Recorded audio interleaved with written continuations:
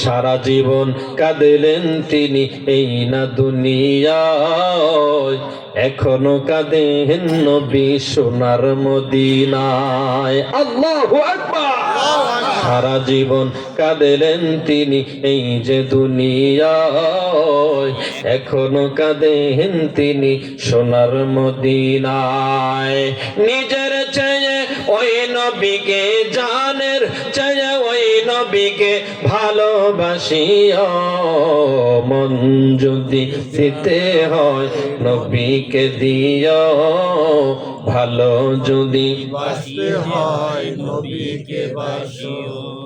হাসরের ময়দানে নবী থাকিবেন সিজদায়, আমার আশিক উম্মত যেন জান্নাতে পেয়ে যায়। নবী পাগলদের দিদার দিয়া, পাগলদের দিদার দিয়া ধন্য করিও, মন যদি দিতে হয় নবীকে দিও, ভালো যদি বাসতে হয় নবীকে বাসিও। পুলসিরাতের গেইটে নবী দাঁড়িয়ে থাকবেন, দরুদ পড়া উম্মতের পার করিবেন। মারহাবা। নবীর প্রেমে দরুদ পড়লে লাভ না লস? পুলসিরাত নামক একটা ঘাটি থাকবে, জানেননি? হ্যাঁ, এই পুলসিরাতের পুলটা মনে হয় পার হওয়া খুব সহজ হয়ে যাবে। এই পুলটা প্রশস্ত হবে কেমন? আপনাদের আলোক দিয়ে ব্রিজ কয় এটার, এই ব্রিজের মতো চওড়া? যমুনা, পদ্মা, কেদারপুর। তাহলে চুলের চেয়েও চিকন, হীরার চেয়েও অধিক ধারালো। কথা বলেন ঠিক কিনা? আল্লাহর নবী হাদিসে পাকে ইরশাদ করেন যে উম্মতের ভিতরে নবীর প্রেম থাকবে, আল্লাহর মহাব্বত থাকবে, ভালোবাসা থাকবে। এই উম্মত বিসমিল্লাহ বলে পা রাখা মাত্রই বিজলির ন্যায় পার হয়ে যাবে। কন্যা সুবহানাল্লাহ। বিজলির ন্যায় বলা হলো কেন?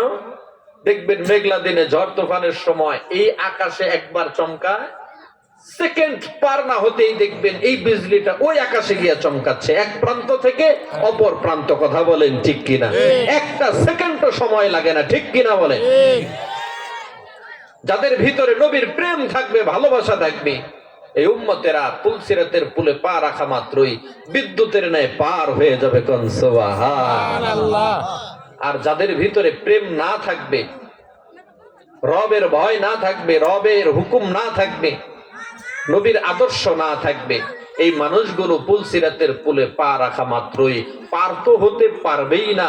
ওই যে চুলের চেয়েও চিকন, হীরার চেয়েও অধিক ধারালো এই পুলে পা রাখা মাত্রই দ্বিখণ্ডিত হয়ে জাহান্নামের আগুনে পড়ে দাউ দাউ করে জ্বলবে। বলেন নাউযুবিল্লাহ। এই কঠিন মুসিবতের সময় আল্লাহর নবী ডাক দিয়ে কয়, আল্লাহ, আমার একটা উম্মত পুলসিরাতের পুলে কাটা পড়ে জাহান্নামের আগুনে জ্বলবো, এইটা আমি নবী বরদাস্ত করব না। আল্লাহু আকবার বলেন।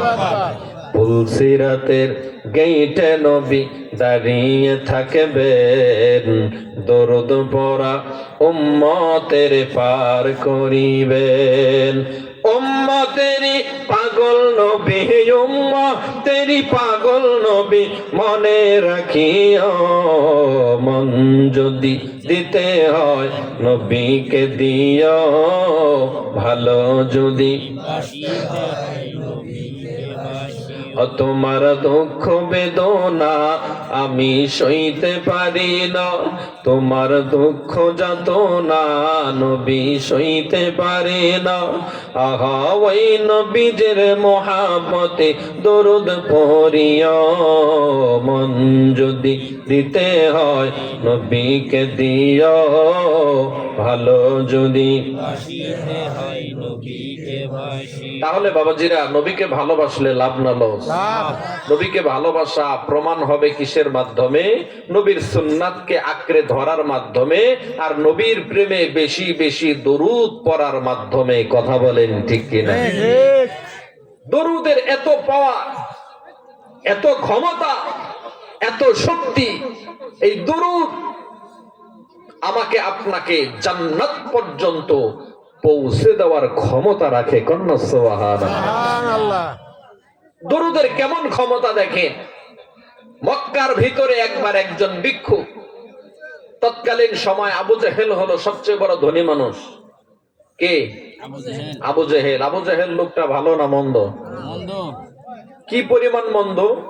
গোটা বিশ্ব ঘুরবেন, সফর করবে, কোন ধর্মের ভিতরেই পাবেন না যে তার আদরের সন্তানকে মোহাব্বত কইরা নামটা রাখছে আবু জেহেল আর ফেরাউন। পাবেন? হিন্দু ধর্মে পাবেন, খ্রিস্টান ধর্মে, কোন ধর্মের ভিতরে পাবেন না।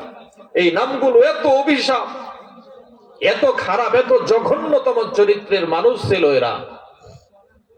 তৎকালীন সময় আবু জেহেল সবচেয়ে বড় ধনী মানুষ।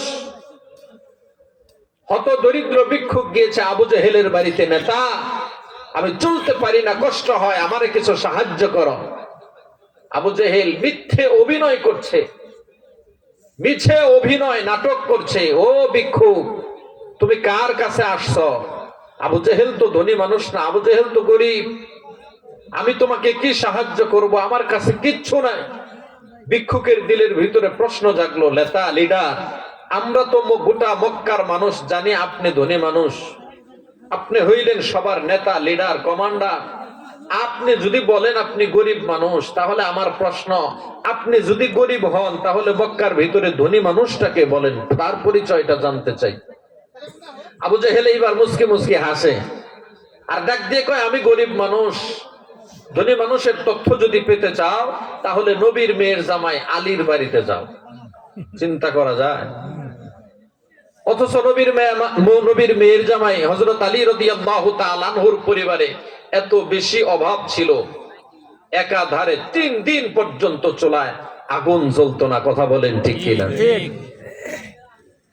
আল্লাহর নবীর কন্যার পরিবারে এত বেশি অভাব ছিল যে অভাবের কারণে আল্লাহর নবী ইহুদির বাড়িতে কয়েকটা খেজুরের জন্য রাখাল খাটতে হয়েছে। কথা বলেন ঠিক কিনা? তাহলে এই যে আবু জেহেল বলল যে নবীর মেয়ের জামাইয়ের বাড়িতে যাও, আলীর বাড়িতে যাও, যদি ধনী মানুষের তথ্য পেতে চাও, এই আলী তোমাকে সাহায্য করবে মোটা অঙ্কের। এটা কি আলীকে ইজ্জত দেওয়ার জন্য নাকি বেইজ্জতি করার জন্য? সম্মান করার জন্য নাকি অসম্মান করার জন্য? অসম্মান কিভাবে করা হবে? ভিক্ষুকের দিলের ভিতরে যখন একটা স্বপ্ন জাগবে, আহারে আলী তো অনেক বড় লোক মানুষ, আমি তার কাছে যাই, যখন গিয়ে দেখবে সে গরিব মানুষ, সে মুসলমানকে গালি দিবে এবং ঘুরে ফিরে আবার আমি আবু জেহেলের কাছে আসবে, তখন আমি ওকে যদি সাহায্য করি ও আমাকে প্রভু মানবে, নেতা মানবে। কথা বলেন ঠিক কিনা? আমার ভাই জান, আমার বন্ধুগণ,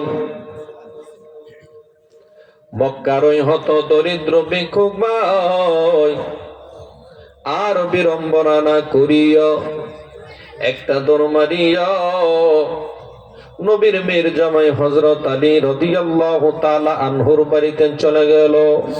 ভাই যাও, এইবার ঘরের দরওয়াজায় নক করে, আলী ভাই দরওয়াজাটা খুলো, আমি মক্কার হত দরিদ্র একজন ভিক্ষুক, আল্লাহর ওয়াস্তে তুমি আমাকে কিছু সাহায্য করো। এইবার আলী ভাই এইবার দরওয়াজাটা খুলিয়া ডাক দিয়ে কয়, ভিক্ষুক করে, আমি তো নিজেই গরিব মানুষ, আমার বাড়িতে তুমি এসেছো সাহায্য প্রার্থনার জন্য। ভিক্ষুক ডাক দিয়ে কয়, আবু জেহেলও দিল না, তুমিও কি আমাকে দিবা না? আমি তো শুনতে পারলাম তুমি নাকি মক্কার ভিতরে অনেক বড় ধনাঢ্যবান ব্যক্তি। এ বাজার এইবার ভিক্ষুক ডাক দিয়ে কয়, আলী ভাই আমি তো জানতে পেরেছি তুমি হইলা মক্কার জমিনে অনেক বড় ধনী মানুষ। এই কথাটা শুনিয়া হযরত আলী রাদিয়াল্লাহু তাআলা আনহুর দিলের ভিতরে প্রশ্ন জাগে, এ ভিক্ষুক, আমি যে বড় লোক মানুষ, এই তথ্যটা তুমি কোথা থেকে পেয়েছো আগে বলো, এরপরে তোমাকে সাহায্য করব কি করব না এইটা পরের চিন্তা। এইবার ভিক্ষুক ডাক দিয়ে কয়, আলী ভাই আমি তোমার বাড়ি চিনতাম না, জানতাম না, আমি গিয়েছিলাম মিস্টার আবু জেহেলের বাড়িতে। আমরা তো সবাই জানি আবু জেহেল হলো সবচেয়ে বড় ধনী মানুষ।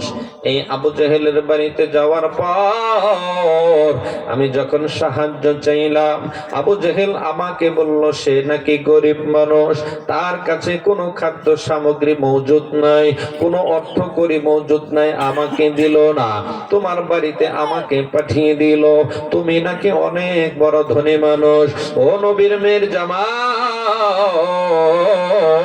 আমি বুক ভরা আশা আর স্বপ্ন নিয়ে তোমার কাছে এসেছি, এইবার তুমি আমাকে সাহায্য করো। এই কথা শোনার পর নবীর মেয়ের জামাই কান্না করে আর ডাক দিয়ে কয়, ভিক্ষু করি, তুমি তো বুক ভরা আশা নিয়ে মুসলমানের দরওয়াজায় এসেছ, যখন এখান থেকে বঞ্চিত হইয়া ফিরে যাইবা, তুমি তো মুসলমানকে বেঈমান মনে করবা, খারাপ মনে করবা, কৃপণ মনে করবা, কিন্তু না না,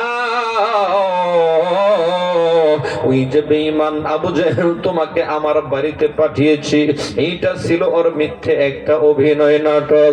তুমি আমার বাড়িতে আসবা, সে জানে আমি তোমায় কিচ্ছু দিতে পারবো না। এই তথ্যটা নিয়ে যখন ঘুরে ফিরে আবার তুমি আবু জেহেলের কাছে যাইবা, আবু জেহেল তোমার কাছে জানতে চাইবে নবীর মেয়ের জামাই তোমারে কি হাদিয়া দিল, তুমি যখন বলবা না কিচ্ছু দিতে পারে না, এই কথাটা শুনিয়া আবু জেহেল দিলের ভিতরে বড় মজা নেবে। কথা বলেন ঠিক কিনা? এইবার আলী ভাই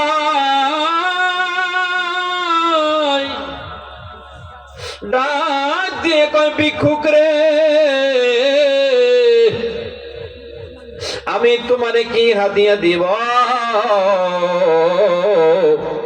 আমার কাছে তো অর্থ করি খাদ্য সামগ্রী কোনো কিছুই নাই।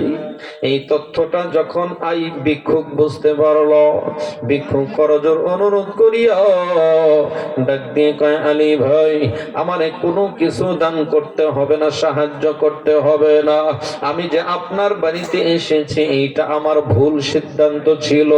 আমি আপনার বাড়িতে আসার কারণে দিলের ভিতরে কোনো রাগ হইেন না, কোনো অভিমান কইরেন না, আমাকে আপনি ক্ষমা করে দিবেন আপনাকে কষ্ট দেওয়ার জন্য। আপনাকে কিচ্ছু দেওয়া লাগবে না, এখন আমি চলিয়া যাব।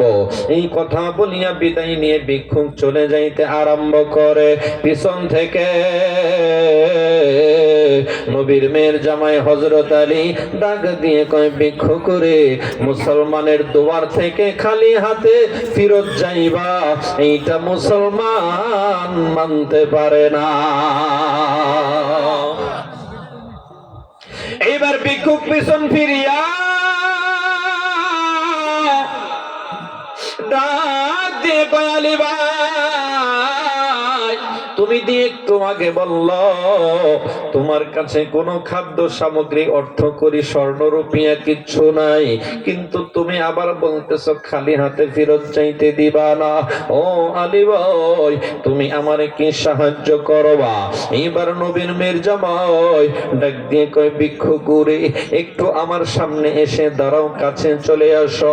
কাছে চলে আসার পরে নবীর মেয়ের জামাই ডাক দিয়ে কয়, ভিক্ষু করে আমার কাছে দুনিয়ার অর্থ সামগ্রী, খাদ্য সামগ্রী না থাকলে কি হবে? আমার কাছে আছে নবীর প্রেমের দরুদ শরীফের হাদিয়া। আর একটু জোরে জোরে কন্যা সুবহানাল্লাহ।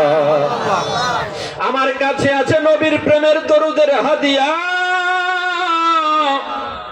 আমি তোমাকে খাদ্য সামগ্রী দিব না, স্বর্ণ রুপিয়া দিতে পারবো না, অর্থ করি দিতে পারবো না, আমি তোমাকে দেব দরুদ শরীফের হাদিয়া।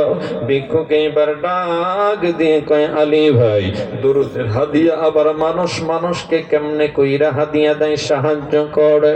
এইবার নবীর মেয়ের জামাই ডাক দিয়ে কয়, ভিক্ষু করে তোমার হাতটা এইভাবে আমার দিকে টান টান করে ধরো, হাতের মুষ্টিটা প্রসারিত করো। ভিক্ষুক এবার তার ডান হাতটা টান টান করে ধরলেন। নবীর মেয়ের জামাই নবীর প্রেমে কয়েক মর্তবা দরুদ পড়িয়া ভিক্ষুকের হাতের তালুর ভিতরে কয়েকটা ফু দিয়া দিছে। কোন সুবহানাল্লাহ। কয়েকটা ফু দেওয়ার পর এইবার ভিক্ষুক নিজের হাতটা মুষ্টি করল। নবীর মেয়ের জামাই ডাক দিয়ে কয়, ভিক্ষুক করে এই যে হাতটা মুষ্টি করছো, এই হাতটা মুষ্টিটা আর খুলতে পারবা না। এই মুষ্টি হাতটা লইয়া তুমি তোমার বাড়িতে যাইতে পারবা না, তুমি তোমার আত্মীয় স্বজনের কাছেও যাইতে পারবা না। তুমি কেবলমাত্র যাইবা যে বেঈমান নরাদম আবু জেহেল আমার কাছে তোমাকে পাঠিয়েছিল। দেখবা তুমি দেখা মাত্রই তার দিলের ভিতরে কৌতূহল তৈরি হবে, তোমাকে দেখা মাত্রই প্রশ্ন করবে, নবীর মেয়ের জামাই তোমারে কি হাদিয়া দিল? এ বাজার ভিক্ষুক করে আবু জেহেল যদি প্রশ্ন করে, যদি জানতে চায়, তুমি বিসমিল্লাহ বলিয়া আবু জেহেলের চোখের সামনে হাতটা টান টান করে ধরবা এবং বিসমিল্লাহ পড়বা আর হাতের মুষ্টি খুলতে থাকবা। আমি নবীর মেয়ের জামাইকে হাদিয়া দিছি তা দেখায়া দিবা। আল্লাহু আকবার বলে। এইবার ভিক্ষুক চইলা গেল। আবু জাহেলের ঘরের দোয়ানে ডাক দিয়ে কয়, আবু জাহেল তুমি হইলা মক্কার ভিতরে সবচেয়ে বড় চিটার, সবচেয়ে বড় বাটপার। তুমি আমার সঙ্গে প্রতারণা করেছো, ধোঁকাবাজি করেছো, আমার সাথে তুমি চিটিং করেছো, মিথ্যে নাটক আর অভিনয় করেছো। তুমি একজন হতদরিদ্র মানুষকে বড়লোক বলে আখ্যায়িত কইরা আমাকে তার কাছে পাঠিয়েছিলা, অথচ সে একজন গরিব মানুষ। আর তুমি হইলা সবচেয়ে বড়লোক মানুষ, ধনাঢ্যবান ব্যক্তি। আবু জেহেল ডাক দিয়ে কয়, ভিক্ষুক করে যা হবার তা হয়ে গেছে, ওই কাহিনীটা তুমি ভুলে যাও। এইবার বলো নবীর মেয়ের জামাই তোমারে কি সাহায্য করছে? আল্লাহু আকবার বলে। এইবার বলো নবীর মেয়ের জামাই তোমারে কি হাদিয়া দিল? এইবার ভিক্ষুক ডাক দিয়ে কয়, বেঈমান তুমি মক্কার ভিতরে সবচেয়ে বড় ধনী মানুষ হইলে কি হবে, কিন্তু মনের দিক দিয়া তুমি অনেক ছোট। আর নবীর মেয়ের জামাই সবচেয়ে বড় গরিব মানুষ হলে কি হবে, মনের দিক দিয়া তোমাদের চেয়ে 1000 গুণ বড়। আল্লাহু আকবার বলে। আবু জেহেলের মেজাজ বড় গরম, ডাক দিয়ে কয়, ভিক্ষুক করে জলদি করে বলো নবীর মেয়ের জামাই কি হাদিয়া দিল? এত বড় হৃদয়ের মানুষ তোমারে কি সাহায্য করলো? এইবার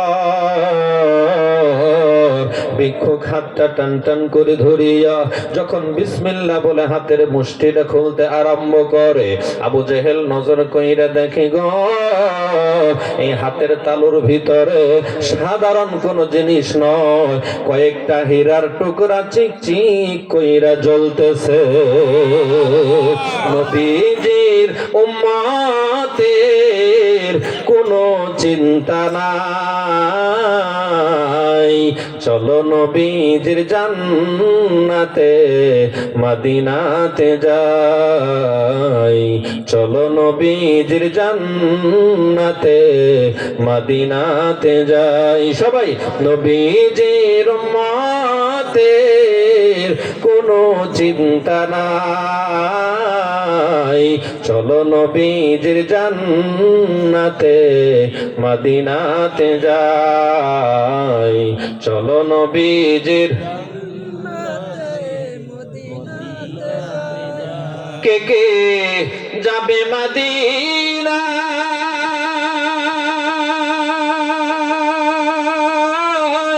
মদিনাতে কাঁদে নবী উম্মতের মায়ায়। মারহাবা। কে কে যাবে মদিনা, মদিনাতে কাঁদে নবী উম্মতের মায়ায়, উম্মতের মায়ায়। দিন রজনী কাঁদে নবী, দিন রজনী কাঁদে নবী, শুয়ে রওয়া যায়, চলো নবীজির জান্নাতে মদিনাতে যাই, চলো নবীজির কঠিন হাসরের দিনে বেহেশতে যাবে না নবী উম্মত বিনে। মারহাবা। কঠিন হাসরের দিনে বেহেশতে যাবে না নবী উম্মত বিনে। মাফ করিয়া দিবেন আল্লাহ, মাফ করিয়া দিবেন আল্লাহ নবীর উসিলায়। চলো নবীজির জান্নাতে মদিনাতে যাই, চলো নবীজির নবীজির জান্নাতে নবীজির রওজায় চাইতে মন চাই কি চায় না? আর একটু জোরে বলেন, চাই কি চায় না? টাকার গরমে কিন্তু নবীর রওজায় যাওয়া যাইতো না। আপনাদের এলাকায় বহুত টাকাওয়ালা আছে, সিঙ্গাপুর সফর করে, ইউরোপ আমেরিকা মালয়েশিয়া সফর করে, কিন্তু মক্কা মদিনায় যাওয়ার কপালে নসিব হয় না। কথা বলেন ঠিক কিনা? মক্কা মদিনায় যাওয়ার জন্য তখনই নসিব হবে যখন আমার আপনার কলিজার ভিতরে নবীর প্রেম থাকবে। কথা বলেন ঠিক কিনা? আমার বাপ ভাইরা, তাহলে নবীর প্রতি দরুদের পাওয়ার আছে না নাই? নবীর প্রেমে দরুদ পড়লে লাভ না লস? আল্লাহর নবী ফরমান, মান সাল্লা আলাইয়া ওয়াহিদান সাল্লাল্লাহু আলাইহি আশরান। আমার কোন উম্মত যদি আমি নবীর প্রেমে এক মর্তবা দরুদ পড়ে, সাথে সাথে আমার আল্লাহ 10 বার রহমত নাজিল করে। কোন সুবহানাল্লাহ। আল্লাহর নবী আরো ফরমান, সাহাবীরা, আমি নবীকে ভালোবেসে আমার কোন গুনাহগার উম্মত যদি প্রতিদিন সকালে 10 বার এবং সন্ধ্যাবেলায় 10 বার, সকালে কতবার? 10 বার, এবং সন্ধ্যাবেলা 10 বার, সর্বনিম্ন বেশি যত পড়া সম্ভব, যত পড়বেন তত ভালো। সকাল সন্ধ্যা কমপক্ষে 10 বার করে আমার যে উম্মত আমি নবীর প্রেমে দরুদ পড়বে, এ সাহাবীরা তোমরা সাক্ষী থাকো, এই সকাল সন্ধ্যা দরুদ পড়নেওয়ালা প্রতিটা উম্মতকে আমি নবী সাথে নিয়ে জান্নাতে যাব। সুবহানাল্লাহ। আর একটু জোরে কোন না? সুবহানাল্লাহ। তাহলে নবীর প্রেমে দরুদ পড়া দরকার আছে না নাই? আছে। আমার বাবাজিরা, আল্লাহ তাআলা আমাদের সবাইকে নবীর প্রতি দরুদ পড়ার তৌফিক দান করেন। সকলে বলেন আমিন। নবীর জীবন আদর্শ সুন্নাহকে মেনে আমাদের জীবন পরিচালনা করার তৌফিক দান করেন। সকলে বলেন আমিন। সম্মানিত মুসল্লিয়ান ইকরাম, শ্রোতা মণ্ডলী, উপস্থিতি, আমি আপনাদের সম্মুখে সূরাতুল বাকারা থেকে 82 নম্বর আয়াত তেলাওয়াত করেছি। কত নম্বর আয়াত? 82। সূরাতুল বাকারা থেকে এবং নবী পাকের অসংখ্য হাদিসে মোবারকা থেকে খুবই গুরুত্বপূর্ণ একটি হাদিস আমি পাঠ করেছি। আয়াত ও হাদিসকে সামনে রেখে অল্প কিছু গুরুত্বপূর্ণ কথা বলার চেষ্টা করব ইনশাআল্লাহ। আল্লাহ রাব্বুল আলামিন সূরাতুল বাকারা 82 নম্বর আয়াতে কারিমার ভিতরে বলেন, ও বন্ধু মুহাম্মদ, আপনি আপনার উম্মতদেরকে জানায়া দেন, আপনি আমার গোলাম আমার বান্দাদেরকে জানায়া দেন, যারা আমি রবের বানানো জান্নাত পেতে চায়। কি পেতে চায়? জান্নাত। যারা জান্নাত পেতে চায় শুধুমাত্র তাদের জন্য এই ওয়াজ। আমরা সবাই জান্নাত পেতে চাই কি চাই না? জান্নাত চায় না আলোক দিয়া গ্রামে এমন কোন মানুষ আছে না? বেনামাজি মানুষ বহুত আছে, বেরোজাদার মানুষ বহুত আছে, ইসলামের কোন বিধি বিধান মানেই না এমন মানুষ বহুত আছে, কিন্তু জান্নাত চাওয়ার বেলায় 1 নম্বরে। কথা বলেন ঠিক কিনা? আর একটু জোরে বলেন ঠিক কিনা? দেখবেন নামাজের ধারের কাছেও যাবে না।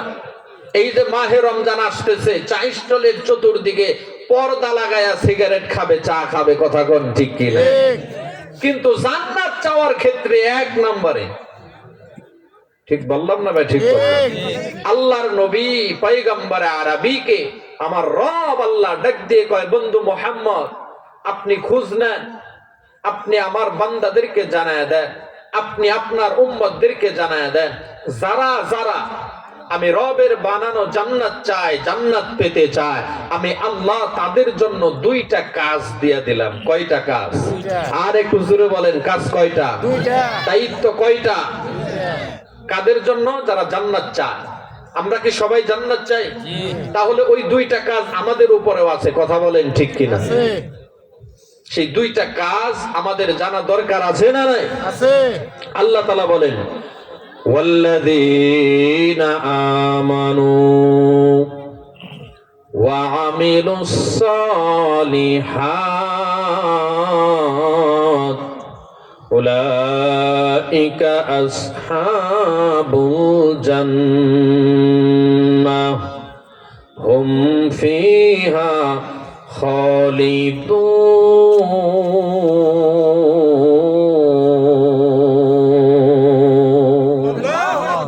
কাজ কয়টি? সূরাতুল বাকারার ৮২ নম্বর আয়াতে কারিমের ভিতরে আল্লাহ তাআলা স্পষ্ট পয়গাম দিয়ে দিলেন, ঘোষণা দিয়ে দিলেন, ওয়াল্লাযীনা আমানু, যারা আমি রবের বানানো জান্নাত চায় তাদের জন্য এক নাম্বার কাজ হলো ঈমান আনা। এক নাম্বার কাজ কি? ঈমান আনা। ঈমান আনা। এক নাম্বার কাজ কি? ঈমান আনা। ঈমান আনা। ও বন্ধু মুহাম্মদ, আপনি আপনার উম্মতদেরকে জানায় দেন তাদের জন্য দ্বিতীয় নাম্বার কাজ হলো ওয়া আমিলুস সলিহাত, এবং আমলে সলেহ করা।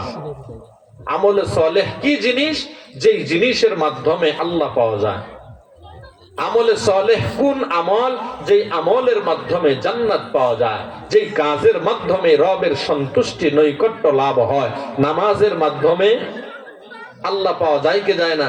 রোজার মাধ্যমে, দান সৎকার মাধ্যমে, আরেকজনের জমি জোর দখল করার মাধ্যমে। তাহলে বোঝা গেল অন্যের জমি জোরপূর্বক দখল করা এইটা আমলে সলেহ না। কারো সাথে ধোঁকাবাজি করার মাধ্যমে, প্রতারণা করার মাধ্যমে, ভাই হইয়া ভাইয়ের অর্থ আত্মসাৎ করার মাধ্যমে, ভাই হইয়া বোনের সম্পদ বুঝিয়ে না দেওয়ার মাধ্যমে বুঝে আল্লাহ পাওয়া যায়। তাহলে বোঝা গেল এক নাম্বার কাজ ওয়া আমিলুস সলিহাত, আমলে সলেহ করা। এক নাম্বার কাজ হলো ওয়াল্লাযীনা আমানু, ঈমান আনা। দুই নাম্বার কাজ ওয়া আমিলুস সলিহাত, আমলে সলেহ করা। এই দুইটা কাজ যেই বান্দার ভিতরে পাওয়া যাবে, ও বন্ধু মুহাম্মদ, আপনি তাদেরকে জানায় দেন উলাইকা আসহাবুল জান্নাহ, আমি আল্লাহ তাদের জন্য ঠিকানা করে দিব জান্নাত। কোন সুবহানাল্লাহ। কতদিনের জন্য? হুম ফিহা খালিদুন, অনন্ত কালের জন্য আমি আল্লাহ তাদের জন্য সুখের জায়গা, চির সুখ শান্তিময় জায়গা, জান্নাতের মালিক আমি আল্লাহ তাদেরকে বানায় দিব। আল্লাহু আকবার বলেন। আল্লাহু আকবার। তাহলে আল্লাহর বাণী অনুযায়ী, কোরআন অনুযায়ী কাজ কয়টি? এক নাম্বার ঈমান আনা, দুই নাম্বার আমল করা। আল্লাহ তাআলা এই দুইটা কাজ আমাদের সবাইকে করার তৌফিক দান করেন, সকলে বলেন আমিন। এই জান্নাতের ব্যাপারে আল্লাহর নবী খুব দামি গুরুত্বপূর্ণ একটি হাদিস মসজিদে নববীতে বসে আলোচনা করেছেন। সাহাবায়ে কেরাম এইভাবে সামনে বসে আছেন। আল্লাহর নবী সাহাবায়ে কেরামকে ডাকিয়ে ডাকিয়ে বলে, সাহাবীরা রে, একটু খোঁজ দিয়ে দেখো গোটা পৃথিবীর মানুষ জান্নাত চায় নাকি জাহান্নাম চায়? গোটা দুনিয়ার মানুষ জান্নাত চায় নাকি জাহান্নাম চায়? সাহাবায়ে কেরাম ডাক দিয়ে কয়, ইয়া রাসূলুল্লাহ, খোঁজ নেওয়ার দরকার নাই, আমরা জানতে পেরেছি গোটা পৃথিবীর মানুষ জান্নাত চায়, কেউ জাহান্নাম চায় না। আল্লাহর নবী ডাক দিয়ে কয়, সাহাবীরা, গোটা পৃথিবীর সব মানুষ যদি জান্নাত চায় তাহলে ব্যাপারটা কেমন হলো? রাস্তা তো দুইটা, ফারিকুম ফিল জান্নাহ, একটা রাস্তা জান্নাতের, ওয়া ফারিকুম ফিস সাঈর, আরেকটা রাস্তা হলো জাহান্নামের। আমি তো দেখতে পাচ্ছি জাহান্নামের রাস্তায়ও ভরপুর মানুষ, জান্নাতের রাস্তায়ও ভরপুর মানুষ। যেই মানুষগুলো জান্নাতের রাস্তায় চলে এই মানুষগুলোর ঠিকানা হবে জান্নাত, যেই মানুষগুলো জাহান্নামের রাস্তায় চলে এই মানুষগুলোর গন্তব্য ঠিকানা হবে জাহান্নাম। কথা বলেন ঠিক কিনা? কিন্তু চাওয়ার বেলায় কেউ জাহান্নাম চায় না, সবাই জান্নাত চায়। এ সাহাবীরা শুনে রাখো, জেনে রাখো, সবাই জান্নাত চাইতে পারে কিন্তু সব মানুষ জান্নাত পাবে না। সাহাবায়ে কেরাম শুনে নাও, বুঝে নাও, সব মানুষ জান্নাত চাইতে পারে কিন্তু সবাই জান্নাত পাবে না। জান্নাত সবাইকে দেওয়া হবে না। দেখবেন সমাজের ভিতরে কোন সুন্দরী যদি মেয়ে থাকে, কোন ভদ্র পরিবারের, সম্ভ্রান্ত পরিবারের সুন্দরী কন্যা, এই সুন্দরী মেয়েকে বিবাহ করার জন্য যদি কোনো গাঞ্জুট্টে ছেলে প্রস্তাব করে, মেয়ের বাপ মা বিবাহ দিবে না। কেন দিবে না? এই গাঁজাখোর সন্তানের কাছে তার মেয়েটা নিরাপদ না। তার মেয়ের ভবিষ্যৎ অন্ধকার, এই মেয়ের সুখ শান্তি এই গাঞ্জুট্টে ছেলের কাছে নাই। কথা বলেন ঠিক কিনা? এই জন্য কোন বাপ মা গাঁজাখুর ছেলের হাতে তাদের সুন্দরী আদরের মেয়েকে বিবাহ দিতে চায় না। কথা বলেন ঠিক কিনা? কিন্তু বর্তমানের সুন্দরী মেয়েরা অধিকাংশই গাঞ্জুট্টে ছেলেদের মোটর সাইকেলের পিছনে ঘুরে বেড়ায়। আছে না? বর্তমানে অধিকাংশ সুন্দরী মেয়ে দেখবেন গাঁজাখুর ছেলের হোন্ডার পিছনে। তাদের দেখবেন কি চুলের কাটিং, প্যান্ট দেখবেন এক পায়ের ভিতরে 4-5 জায়গায় ছিঁড়ে। আছে না নাই? আমার বাপ ভাইরা ওইদিকে যাব না। দেখবেন কোন আদর্শবান বাবা তার আদরের মেয়েটাকে চায় না একটা গাঁজাখুর ইয়াবা ব্যবসায়ী ছেলের হাতে তুলে দিতে।